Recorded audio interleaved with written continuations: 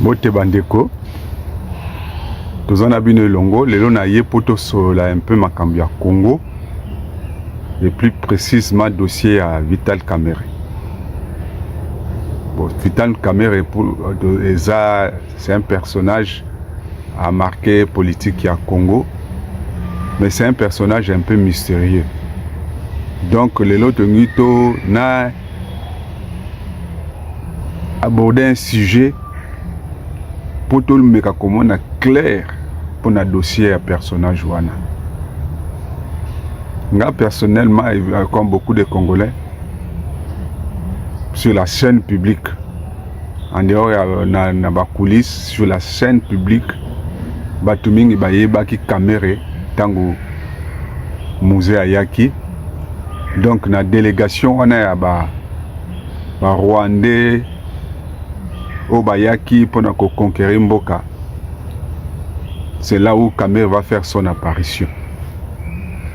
Et il a encore marqué sa présence tant que Joseph Kabila aillé. Et depuis là, il y a un personnage qu'on appelle Kamerhe dans le paysage politique à Congo. Au juste Azanani, si on a posé une question, c'est un peu absurde parce que tu es un Congolais. Mais au juste Azan Congolais en dernier manche longue ou bien manche courte. Parce que ce qui n'a abordé ce sujet, c'est un peu bizarre puisque ces derniers temps, on a un dossier tout chaud, sensible, il y a Congo. Kamerhe Azan toujours wana. Kamerhe se retrouve toujours au mauvais endroit, puis au mauvais moment, pour certains quoi. Tu as vu que tant que l'opposition se battre pour renverser, en quelque sorte renverser le pouvoir, il y a Joseph Poatika, Kamerhe qui avait fui ses anciens compagnons, parce que Kamerhe c'est un ancien membre, il y a parti PPRD. Comme Batunyo surtout quand Sokoza na kati ya groupe monique zo simbate robenda nayo okena mupanzi izana ngoli sumute to moyen bazaiko mupanzani eboti ba viva eboti donc na tango climat zo ko simbate obena nzoto luki position nayo selon ba source mususu les gens qui l'ont connu na est kuna Kamerhe tango ayaka na Congo tango akomaka na Congo sikazaka na nationalité congolaise. Les autres parlent qu'il avait la nationalité burundaise, batu mususu bazo bazaki na nationalité rwandaise. En quelque sorte, bazali azana liste ya ba Congolais venus d'ailleurs. Azaka yemo côté ba Congolais venus d'ailleurs baza ebele. Et parmi les Congolais venus d'ailleurs, ça veut dire que bazar remarquable, bazar belé. Et puis, nous avons nous tous un problème au Congo. Biso, la majorité de la population congolaise, nous sommes des Bantous. La population congolaise est composée de Bantous, de Pygmées, de Nilotiques un peu et de Soudanais. Mais les Nilotiques et les Soudanais sont un peu récessifs, pourcentage des amouqués. C'est plus les Bantous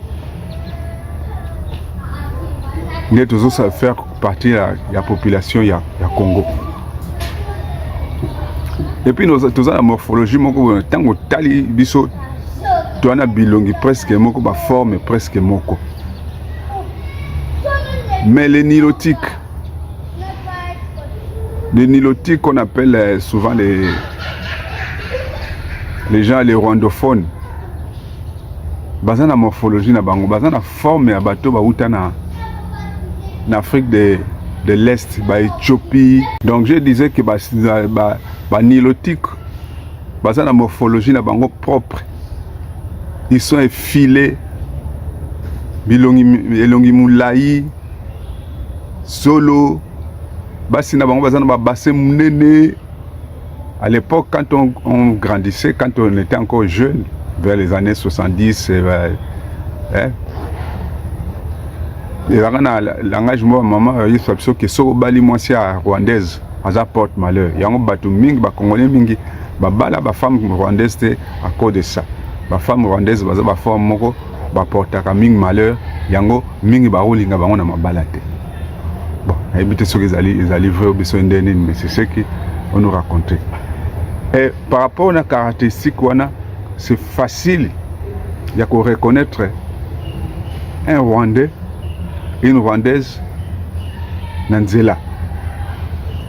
Les Congolais mingi bazwaka malchance ya kozana ba forme wana, ba Congolais de père et de mère bazwaka malchance ya kozana nzoto wana.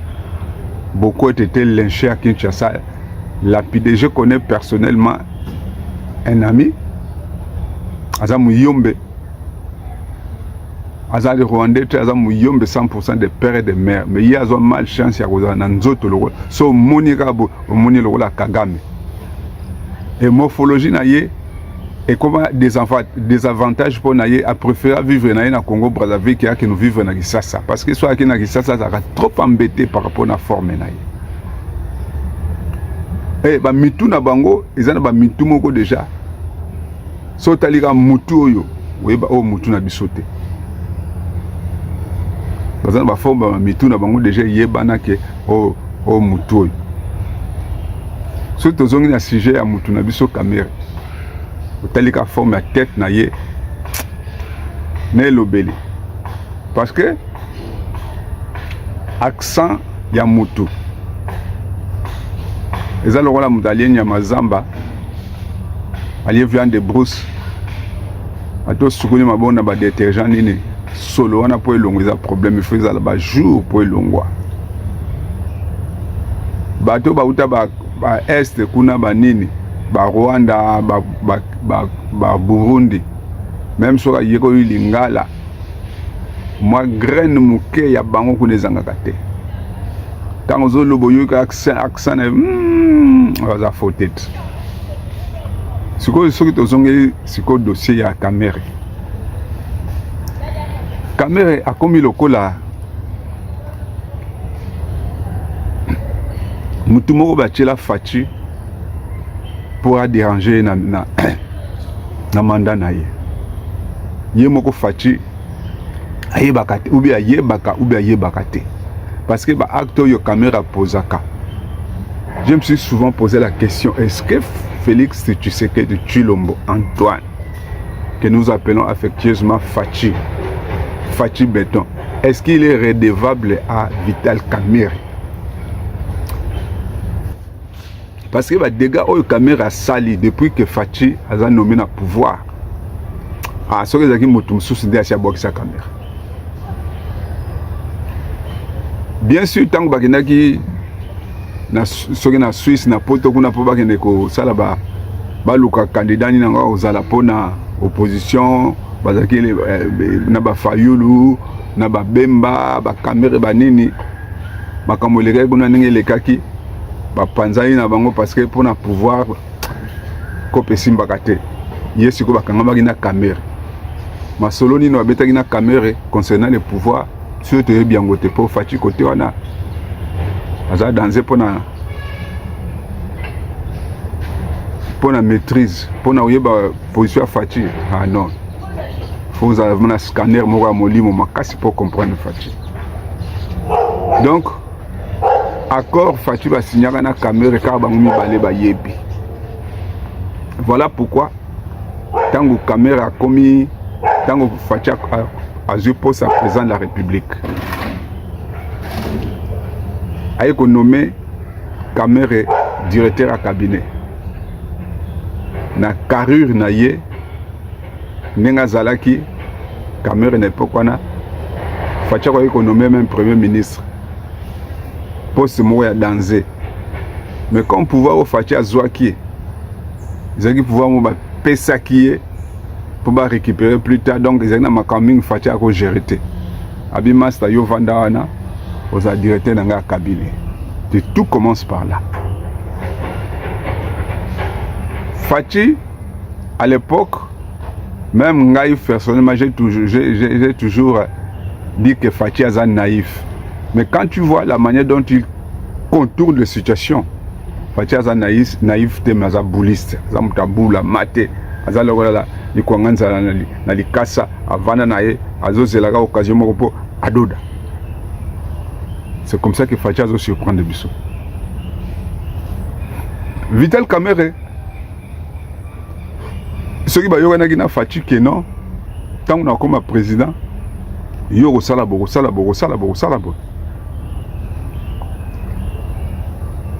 En principe, Vital Kamerhe, il faut assunga Fachi pour mandat na et qu'il est bien. Comme ça, ceux qui y a plus tard, mais dès le début, Kamerhe a comme il s'est manifesté en mal. Na ibide ceux qui ont consciencieusement, ceux qui sont inconsciencieusement, ou bien ceux qui ont libabe na ye, ou bien makila libata ou makila libouane, ou bien ndengeni na panze ya Fachi. Fachi a eu pouvoir 3 mois après. 3 mois, 10 jours, il fallait se présenter devant la population. Pour aider sa population, voilà, 100 jours dans un pouvoir, voilà ma Kambuto Sali. Et Fachi, avec toute sa naïveté, a annoncé avec pompe, voilà les réalisations que nous allons faire dans 100 jours. Au Tobingango dossier, il y a 100 jours. Azus Massa, directeur cabinet Massa, yo Simba dossier yo. Au Girango, tango 100 jours koka. Donc ça l'évaluation pour total pour les années va point de encaisser.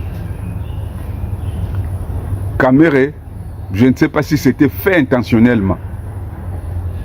Tout l'andatina souka pour comprendre position Kamerhe. Allié na yembongo, ce qui pas allié qui soka allié qui te mendenge to yebi. Allié na yembongo, to mona route vidéo moko ce qui mona casino et sonine azusaka na ba dollar lokola ba dollar lokola soki ndenge ni na mwana. Kamerhe lié bambongo sali kemba Yerusalem tout ça là ba yo kangaye dossier à 100 jours et chef Fachi na problème parce que ça master na directeur à cabinet si vous voyez Fachi à ça là annonce mon ba lo ba que moi au pouvoir même ceux qui master na propre même ceux qui famille na ngai a sali bêtise na otika justice ça la musala na ye donc Fachi a coincé na maloba na ye moyen intervenir na kaya Kamerhe zate azotel yango siko na musika parce que ceux qui a meki kaka na Assemblée nationale Mabunda akotalela ye na Sénat Tambwe Mwamba akokuzune azo jimele donc Fachi a na position malamu te parce que azako risquer ce qu'a gérer et bande bientôt bako tshela ye mention moko ya destitution ba tché dossier moko ba miseli lokola pas na dossier na ya o ba kosela keke a présenter ki ba faux diplôme ni zaki dossier moko bazali ko préparer ka pour poser ngo na mesa paf papa ndé ba sali mutamba mbangu paf Fachi alinga za la destituer ndenge ba salaka moi si ya remplaçaka Dima Rousseff Lula da Silva na Brésil Dima Rousseff Dima ye zana kana dossier moi molili ba député ba tché dossier on a mis ça pof yego sala ke moi si on a yego sala ke moi si on a eko perdre pouvoir c'est la même chose qu'on devait faire à Fachi mais il peut mate calme azaou nous ka mwende na ko gérer situation Kamerhe sali bosoto na ya sali bosoto ba tena na justice ba critiquer ba tusikoyo ba détracteur ya Fachi ba opposant na ye ba komi koloba moni muta mema qui est voilà ils allaient complot certainement bongo voilà qui ensemble oh non Kamerhe faut dénoncer ka Fachi peut-être ça va couvrir Kamerhe a depuis à mandat ya Fachi a bandi on a ba fausse note à cause ya Kamerhe et s'il bakatelier boloko quand même mastanae Fachi alobino il faut na taille lango bien na gérango bien Salama boloko et puis ngamone bina osala. Et tout ce qui s'est passé comme ça s'est passé bino soboye bingana bino toyebi. Caméra sali boloko nae après bayeko bimisa caméra. Première fausse note yangwana ya dossier 100 jours. Deuxième fausse note ya caméra. Tout ça sikoyo problème na ba rebelle depuis Fatia sur pouvoir ba rebelle kuna ba tombo kinzoka nde toyeba kite Kabila nde mutako chauffer bien tipo to tungise awa na Assemblée nationale na Sénat wa na est kuna te azo bocha donc Fatia ko ça na reporter amona poana et puis asenga abandon ba rebelle ba bazu Bunagana ba ke ba s'installer Bunagana entre les mains des rébellions ba etika nango et comme il y a le rôle que biso a Congolais to bossa na biso Bunagana tangu kaka caméra abimina boloko ba mikoleleka ki wana papa asali tour na Bunagana asali tour na Bunagana, un territoire occupé par la rébellion. Lui, une autorité du pouvoir, il ne pouvait pas mettre pied na Bunagana à moins que ça la mission officielle batindaye pour qu'il ne négocier pour qu'il ne négocier na ba rebelle alors que Fatie credo na ezala qui a négocier jamais na ba rebelle caméra ya kene ko sala nini na Bunagana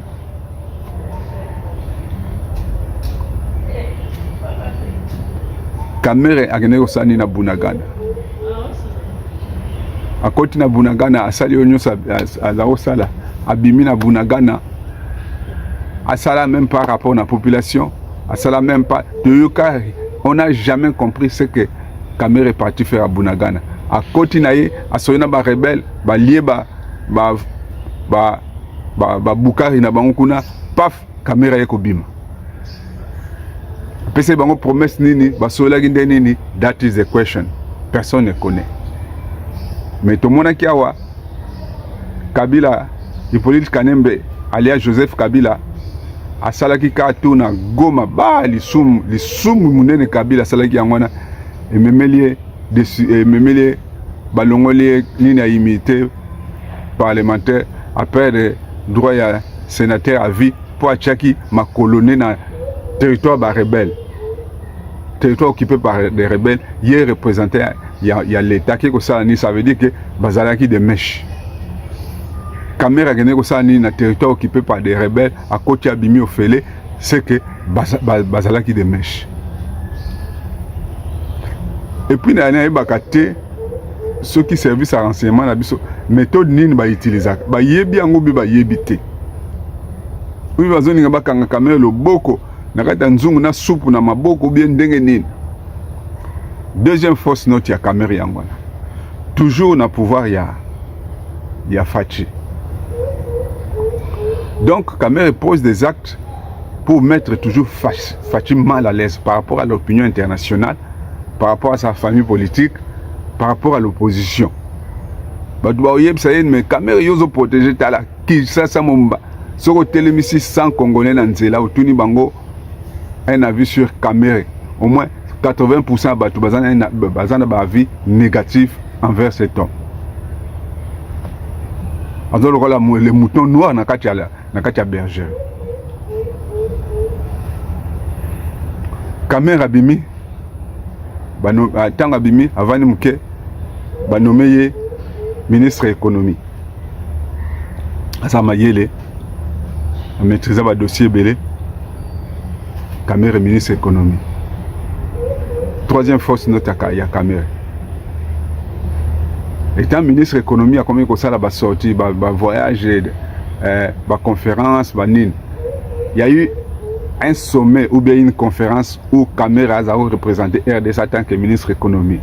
La conférence wana ou bien la sommet wana Kagame azalai kunape comme président Rwanda.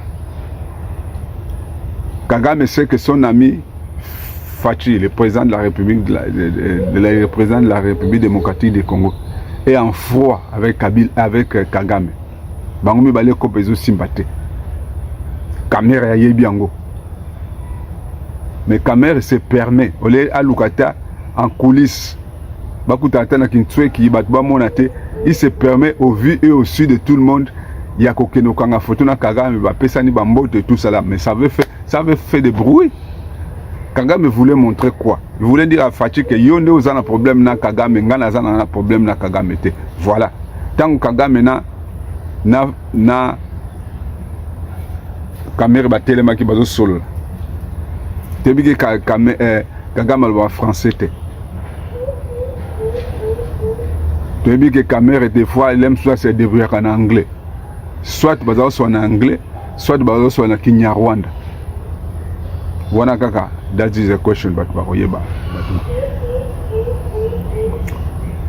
Troisième fausse note ya Kamer. Pourquoi s'afficher na mutoyo asa lokola une pierre d'achoppement pour la Mouninga Naye Fachi qui est président de la République. On continue toujours. Quatrième fausse note ya Kamer. Tango M. Malanga avec son groupe va décider qu'il va faire un coup d'état dans la RDC. Va planifier kuna bango, va planifier. Les jours où va débarquer dans la RDC, comme na palais de la nation. Avant d'aller au palais de la nation, ils ont d'abord commencé par Ndakuya Kamer.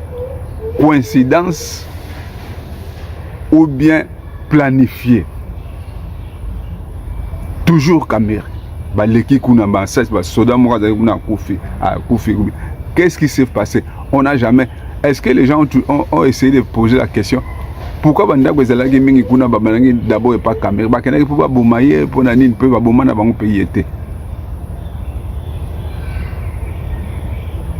On ne peut jamais imaginer, on ne peut jamais suspecter.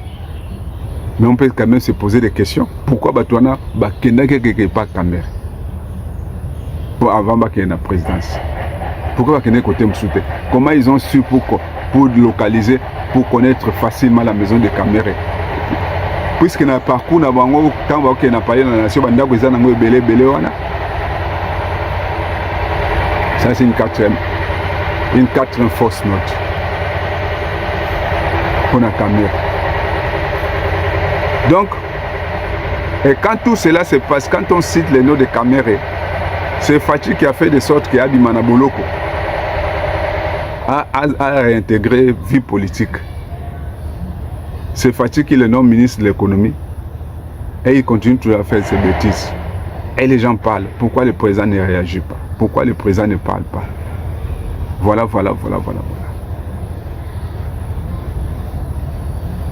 Cinquième fausse note. Après remaniement, dans le second mandat à Fachi, Kamer va passer président de l'Assemblée nationale. Et puis, président de l'Assemblée nationale, c'est la présidence controverse vraiment. Il y a qui des ordres entre Bahati, Mboso, tout ça là. Kamer est à na perchoir. Au niveau Azanangwana, a commis une oreille, une bouche, des yeux vraiment autorisés pour la République parce qu'il y a commis présent il y a une autre institution en Mboka. Donc makamako loba, makamako yoka, makamako informé, et ça makamako peuple congolais il faut à considérer. Maintenant, qu'est-ce qui se passe? Tant que rebelles chauffés na Goma, kuna ba prise à Goma, prise à Bukavu, personne ne savait que jusqu'à présent que Kamer c'est un prophète. Kamer a prophétisé la prise de Bukavu.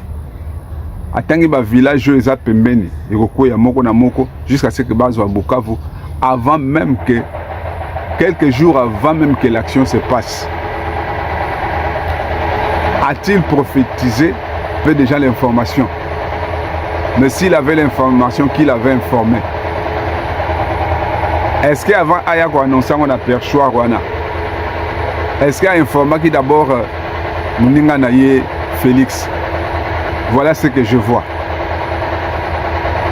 Et ça s'est passé comme il avait dit. Batouabé, ils ont normal. Ils ont normal. C'est qu'il y a un canon, il y a une information contre le pouvoir Nabiso. Il y a un canon, il y a une information contre Bisso. Donc, Kamere, on ne sait pas. Azobet en a canine. Il joue dans quel camp?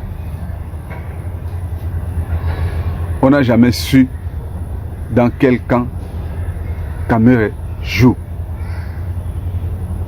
Et puis même s'il faut annoncer des choses, les gens n'ont pas le choix de annoncer Makambeta Limboka na sommet de l'État, n'a pas le choix qu'on a Makam très sensible. C'est lui qui veut. Il sait une chose. Le président Fachi a toujours dit qu'il ne négocierait jamais avec le M23. Tu n'as AFCC Koya parce que Bazaba Pantin vaut mieux négocier directement na maître na Bango Kagame. Mais lui, il insiste que le président de la République doit dialoguer ou bien s'asseoir avec le M23 FCC. Azo jouer na contre, azo jouer pas dans une même équipe na président. Parce que ceux qui caméra zao bazaki une équipe pour na président. Oyo Fachi lobby yango ya lingaka répéter. Ayebi ke Fachi azalaka atailaka 5 basango wana talaka bango na lisu ekenge parce que 5 wana bazali malamu te. Tango 5 baye po bakuta na Fachi basola na ye basololi après bakena Goma comme voie directe il y a de Kinshasa Goma mointe batango baleki par Rwanda Kigali pour bakota Goma. Kamere est au courant de toute cette histoire.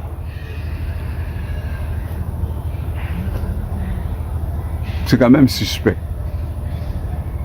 Et je sais pas. Fachi a yeba makamwana tout ndenge biso zo raisonner bongane nazo raisonner est-ce qu'il y a pas raisonner ndenge wana ou bien zo tala ndé master. Problème ya kotala master c'est très dangereux. Thomas Sankara abomaka yezalika pure master bakola ensemble batambola ba mama bayebana bana bayebana nini Kampaore tali ba intérêt Alexis Muninga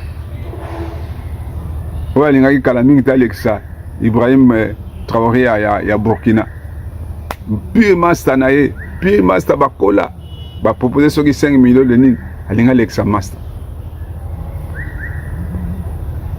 Kamere d'abord à master Fachite ba yebani kana nenga politique ya yeko ya asa na reviste ya yeko ya do ba bouli ya za ona na mutu eza ba bouli moko un jour azwa place wana kozazo za la pembeni ya Fachi zate pour aider ya sala ba mandé belé non azo aider aluka tango Fachi au sala moi faut pas à changer les.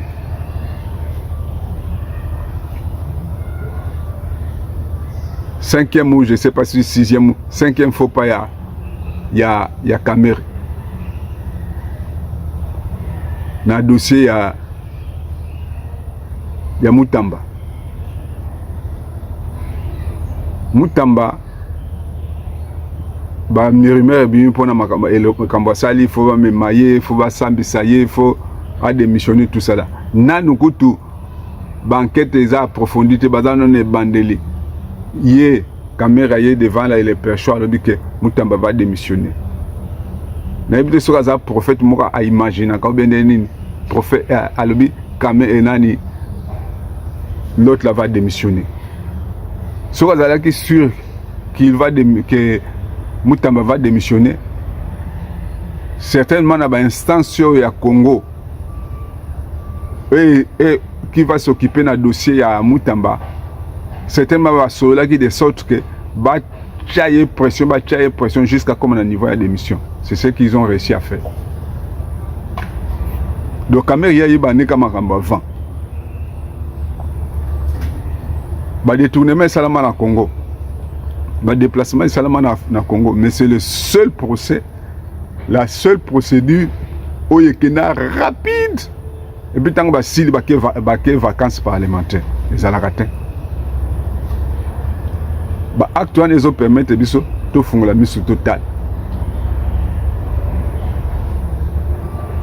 Et la dernière bêtise de Caméré, avant à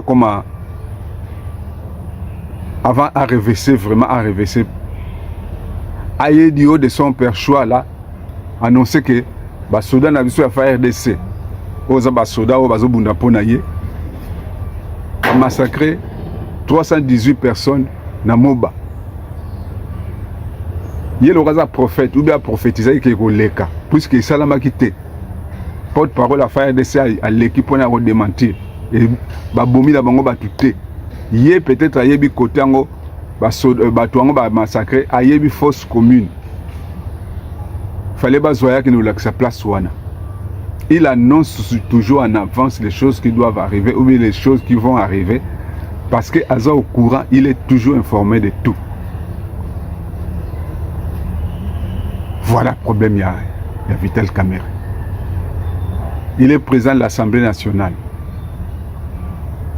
Massacre Salamina Est, les autres Salamana Est, et pourtant soit disant la région naïe. Les autres Salamana Est, kuna. Prise à Goma, prise à Bukavu. Jamais aucun jour, Kamerhe a tellement à sa déclaration, il y a force pour dénoncer tout ce qui se passe là-bas. Kabila Azongina Goma, lui en tant que président de l'Assemblée nationale, qu'est-ce qu'il a dit à propos du retour de Kabila à Goma?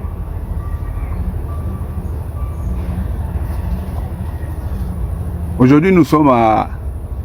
Moi, personnellement, je suis à mesure de me poser la question, pour qui bosse Vital Kamerhe? Ce qui Vital Kamerhe a pour aider Fachi dans le mandat, il doit faire des choses pour aider Fachi à aller de l'avant. Mais il ne va pas poser des crocs en jambes pour le quoi ça. Parce que quand il dénonce quelque chose, celui qui a la tête, qui est au sommet de l'État, c'est Fachi. C'est lui qui endosse tout. Donc Kamerhe joue le rôle d'un mouton noir dans une bergerie. Et qu'est-ce qui se passe? Quand il va se sentir démasqué, détecté, Aoluka abim sa face na yé soit ça prend un plan d'exécution pour nous retirer Mboka Nabiso à feu et à sang. Il finit un jour par se découvrir. Bakone nanga na baza ba apprenti rebelle. Asa lo komona lo yenge pour manifester colère na yé. Mais Kabila baza ba rebelle professionnel. Nanga lui va hésiter, va pêcher mundu qui va pêcher on a maboka be abo mabatu batandi kuna ta 5 pam. Nanga va hésiter. Je sais pas s'il a déjà fait. Mais Kabila lui on lui donne même une mitraille à comme mitraille batutu bazaki liboso parce que ça nature na yé.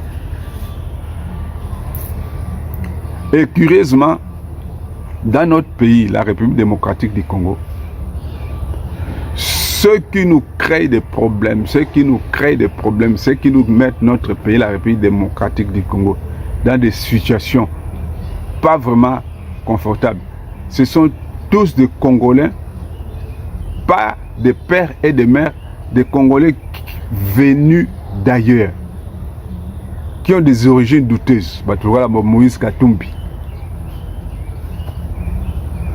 Soit qui Congolais vraiment des races pures.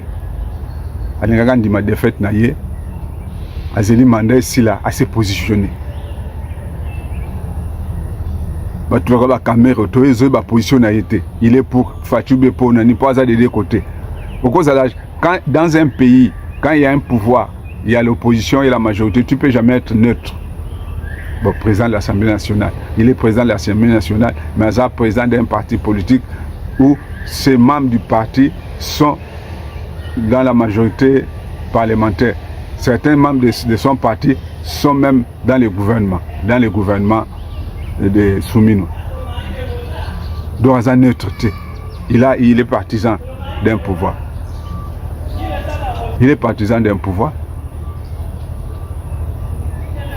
Voilà. On n'a jamais compris. Peut-être Fachi a déjà compris, mais il cherche une opportunité. Au moins, il y a Fachi à Simsi Kabila touche. Vraiment. Ils ont le rôle à Vinicius. Vinicius jouait à Morobo, il a embêté. Vinicius a le Kaboui. Joueur a taclé. Vinicius a calculé. Papa, quand joueur a sali faute, a du carton rouge. Peut-être des stratégies à Fachi. Il va te laisser, tu ne veux pas, Simsi touche. Les gens ont Simsi qui FCC touche. Considérer à sali stratégie, pas à Simsi touche, va perdre l'Assemblée, va perdre le Sénat, va perdre tout. Peut-être c'est la même stratégie à la caméra. Parce qu'on ne peut jamais concevoir. À la fin de son premier mandat, Fachi a sali déclaration. Alors que j'ai travaillé, malgré ma difficulté, Covid, blocage, embûche, j'ai réussi quand même à faire quelque chose. Mais mon seul souci, ma seule déception, ils allaient justice, ils allaient qui m'a lamouté, justice m'a trahi, la justice m'a trahi. La justice n'a pas bien fait son travail. Comme on dit, la justice élève une nation. Voilà pourquoi tu as cherché, avec Constant Muntamba, le bien Constant Muntamba, Naziyo, le rôle à Munganga, pour que nous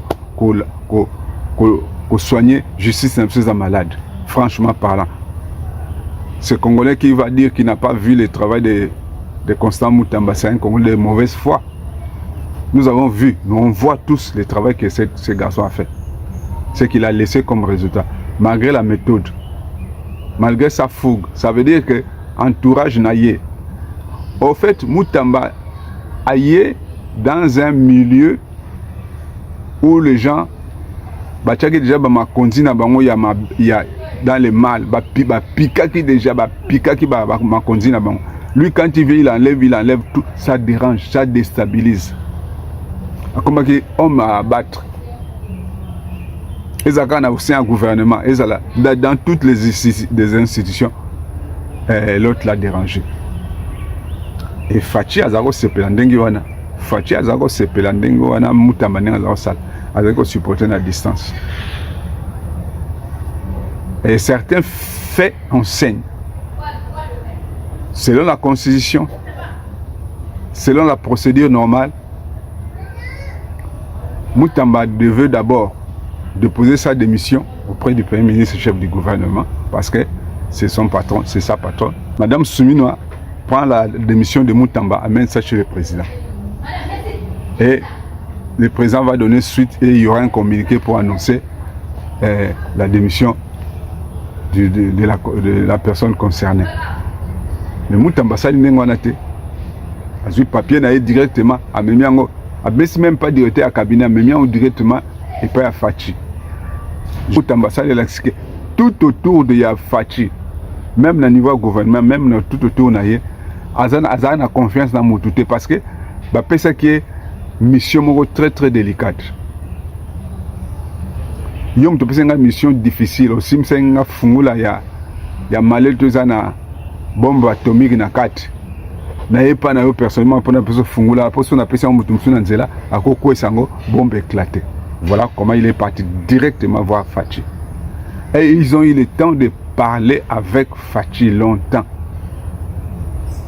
Maintenant, parce que va utiliser la loi pour faire démissionner Muntamba. Et Kamere, s'il est vraiment culotté, il peut utiliser aussi la loi pour faire tomber Fachi. Si Fachi intervient, Kili, dans le dossier à Muntamba, ils sont capables d'aller fouiller les lois pour voir quelles dispositions il y a si quelqu'un effreint une procédure, quoi. Fachi peut mailler tellement les cas, avec si Muntamba petit. Il y a une démission na yo, Vanda, ok, bolo côté. Ce qui est boloko, ça va on a résidence surveillée. Parce que le projet n'a pas allé, ok, Makala, ok, Ndolo, Keloapi, pour qu'on a pas au barré, au gazette, Vanda.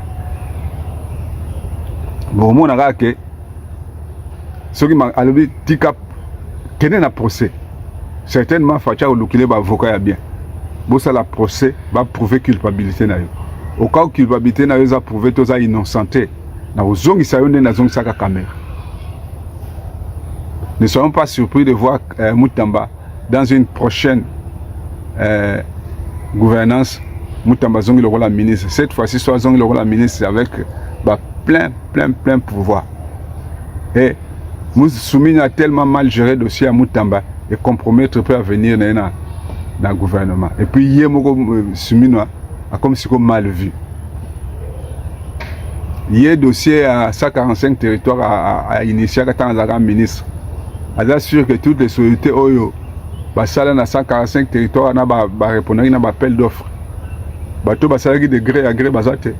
Ceux qui ont vérifié tous les 145 territoires, ils ont tous respecté la procédure. Il n'y a pas de sociétés instantanées qui ont été créées pour la circonstance. Moutambaya a été victime. Puis les lobéina et en plus, pendant qu'il parlait, il parle à soulever qui question moi lobby que en dehors il y a question à lobby que la gouvernance il y a corruption. Mais lobby qui dit comment que dossier à 100 jours ils ont risqué ils ont en ça. Mais quand on lobby que dossier à 100 jours il faut ils ont en ça. Donc l'issue n'est que direct mais pas caméra peut-être viser ngai. Peut-être il faut déjà tacler à quoi avant qu'il puisse un carton rouge. Caméra va s'abattre. So tête à caméra. Au moins la tête moi il y a muta mystique. Mais so tali longinaye. Na isekeli. Au moins le rôle innocent. Mais na isekeli na qui blague na ya sala na mozindo ezali na kati. Voilà un peu. En tant qu'analyste politique, nous avons analysé que l'apport il y a Cameroun n'a pas mené à Fachi n'a pas été positif pour la réputation, la gouvernance de Fachi ou bien le mandat de Fachi. Tous les actes que le Cameroun a posés pendant le mandat de Tshisekedi, c'est un acte contraire il y a bonne réputation, il y a Félix Tshisekedi. Bon, l'avenir nous le dira. Heureusement, le Congo, c'est une nation dont l'Éternel est Dieu. Zamba Pambolabi.